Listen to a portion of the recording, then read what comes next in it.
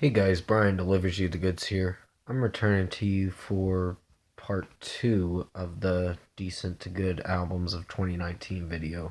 So I'm going to continue where I left off, and yeah, let's dive into this video. At number 10, we have Tyler the Creator with Igor. This album was pretty good. It was good. It wasn't great. There were still some songs on there that kind of dragged, and moments in the album where it did get boring, but at the end of the day, I think it did a good job. And Are We Still Friends was a alright track. Um, New Magic Wand was actually pretty good. Um, it was weird. It's weird how Tyler's voice is so different in this record than in everything else. Boy is a Gun was very weird too. Puppet was another weird one too. But production wise, it didn't do so bad. It was pretty short for the runtime it was. It was like 39 minutes. But at number 10, we have Tyler the Creator with Igor. At number 9, we have Demon Hunter with Peace. This record was good. Now I'm getting into the good records of this list, so definitely stay tuned for it, because there's going to be some good ones you might like on here. Demon Hunter Peace was a solid record. Wasn't perfect, but More Than Bones was it was like the mellower side to after the War album came out. War was like my favorite album, and that will be on my best albums of 2019. That I'm doing in a few weeks. Um, but pretty much, I think Peace did a good job at what it was supposed to do. Uh, I Don't Believe You was a pretty nice song too, and there were others as well that were pretty good as well. The Peace track, the title track, was really good. When the Devil Come was like a western kind of vibe I was getting from the song with the melody, if you know what I mean. And it was a little weird, but it actually worked. And at number 9, we have Demon Hunter with Peace. At number 8, we have Backstreet Boys with DNA. Most of the record's good until you get to the last song, and then the last song just it ruins the end of the album for you. You're just like, what the? You're just like, are you fucking kidding me? This is what they're doing?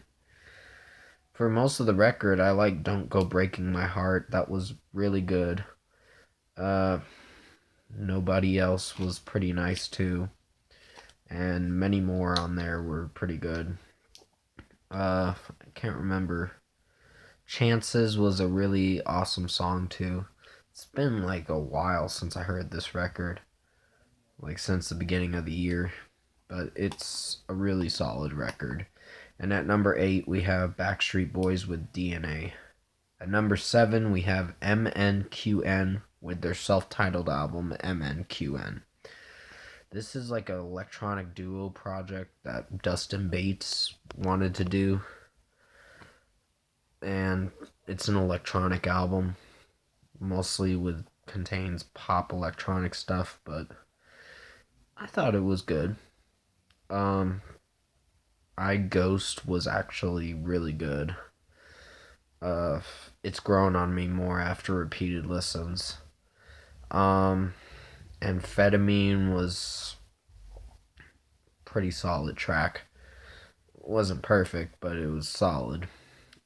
Most of the record almost seems like it gets boring, but at the end of the day, I think it did its job. Uh, Zombie was actually a pretty good track. I really liked that. Uh, and many more. But at number 7, we have MNQN with their self-titled album, MNQN. At number 6, we have Maggie Rogers with Heard It in a Past Life. This was actually a pretty solid release, and I really enjoyed it. You got Retrograde, that was a pretty catchy one. Then you have Light On, that was actually a really nice one. I really liked the catchiness in the chorus. That was pretty. It was a slow kind of song, and if you like slow kind of songs, this is the album for you. But if you don't, then it's not the album for you. But I enjoyed it, and at number 6, we have Maggie Rogers with Heard It in a Past Life. At number 5, we have Buckcherry with War Paint. They released a few singles off it. The radio song was actually a pretty solid release. Pretty solid song. And you have Head Like a Hole was pretty good too. The War Paint track, the title track, was actually phenomenal. And the last song, The Devil's in the Details, was pretty catchy.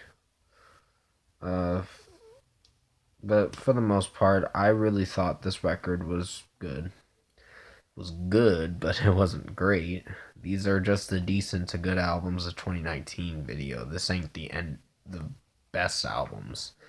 It unfortunately didn't make it in the best albums because it didn't execute quite well as it should have, but I think it did its job for being good, a little entertaining. But at number 5, we have Buckcherry with War Paint.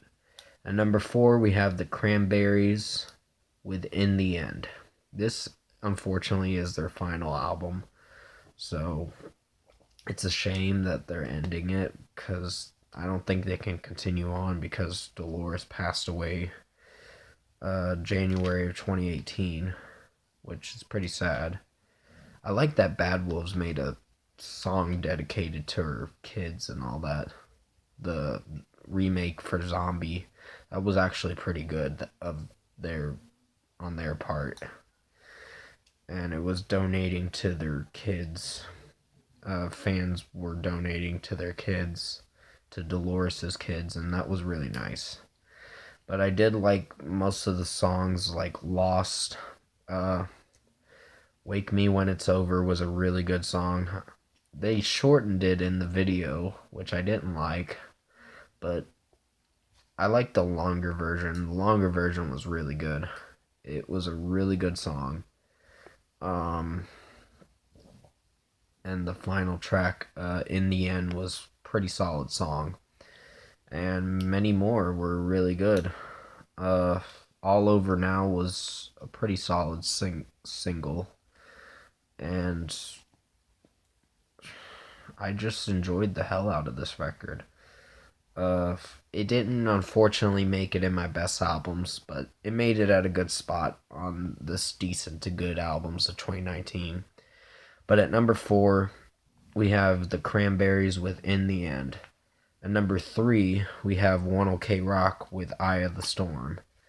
This one was a pretty solid release.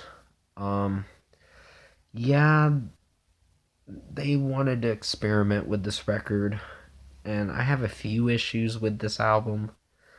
Not major issues, just tiny issues with it. Like, the song Grow Old, Die Young. That one was... I wasn't feeling for that one, because it was a little weird. Where he's like, let's grow old and die young. And it's a nice song, but it's a song about love mostly.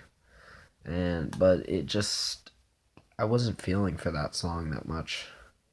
It wasn't their best, but I think Pushback was my favorite one. And you have Wasted Nights, which was actually pretty good. The title track was pretty awesome. Standout Fit In is a favorite. I really like that one. Even though it had different elements in the song, it still worked. And many others, like The Last Time,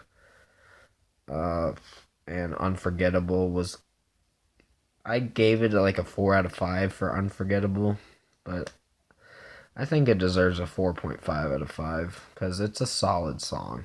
It's nothing perfect, but it's solid. Then you have the track with Kiara, which is In the Stars, which was a nice one. But Change and what else was on it? I can't remember, but at number 3 we have One OK Rock with Eye of the Storm. At number 2 we have While She Sleeps with So What. I like the guilty party off this album. When it gets up to that song, I'm just like, yes, this is really good. The breakdowns in it are great. And the other songs were not so bad, but Gates of Paradise was another favorite. I really liked that one. And yeah, this record just blew me away with how many interesting songs there were. It wasn't the best release from them, but it was a good release. And at number 2, we have While She Sleeps with So What. Number 1, drum roll please.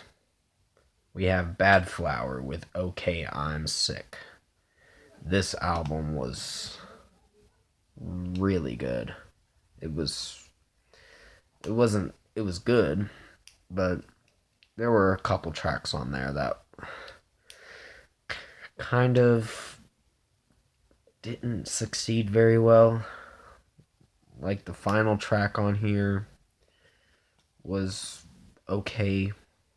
It was an okay closer to the album. Die was a song about President Trump, of course. And I'm just like, oh yes, this is great. I just like the lyric, then take your Bible and swallow it whole in that song. I'm just like, oh my god, they're shitting on the religious fanatics, which is kind of funny. But it was still a good song. I like Promise Me. I like the song Daddy a lot. Even though it's pretty sad, it talks about someone going through mental abuse and sexual abuse mostly, which is pretty sad. But I like the message behind it. It's really brings out the light into these dark, twisted stuff that these guys, girls as fathers do to them or whatever, which is really awful. But this was a pretty good album, I thought. I wish it would have made it in my best albums, but it didn't make the spot, and because some songs didn't execute very well. But Xanax was a pretty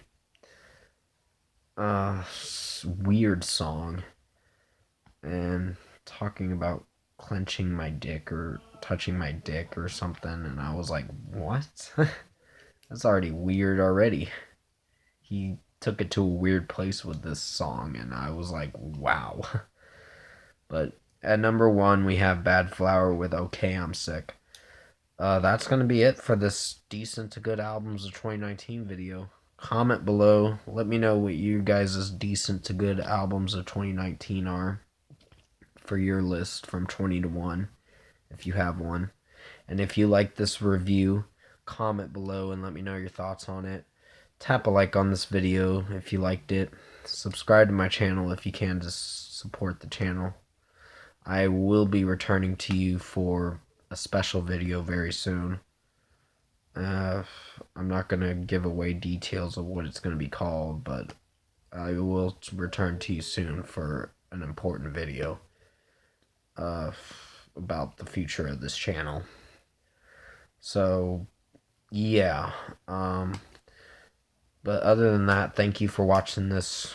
It's longer than the first part, the decent to good albums of 2019 part 2 video, which is a little bit longer than the first part. But I hope you enjoyed it. Take care, and I'll see you in the next video.